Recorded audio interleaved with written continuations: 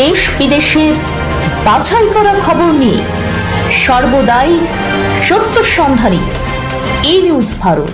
নমস্কার, এই নিউজ ভারতে আপনাদের সকলকে স্বাগত। শুরু করছি ওয়েদার আপডেট। উত্তর পশ্চিম বঙ্গোপসাগরে একটি নতুন নিম্নচাপ তৈরি হতে চলেছে শুক্রবারের মধ্যেই, যা শক্তি বাড়াবে। এর পাশাপাশি মৌসুমী অক্ষরেখাটি বর্তমানে কাশ্মীর থেকে গাঙ্গেয় পশ্চিমবঙ্গ হয়ে বঙ্গোপসাগর পর্যন্ত বিস্তৃত রয়েছে। আলিপুর আবহাওয়া দপ্তর সূত্রে জানানো হয়েছে, এই জোড়া ফলার প্রভাবেই সপ্তাহের শেষে কলকাতা সহ দক্ষিণবঙ্গের জেলাগুলিতে অতি ভারী বৃষ্টির সতর্কতা জারি করা হয়েছে।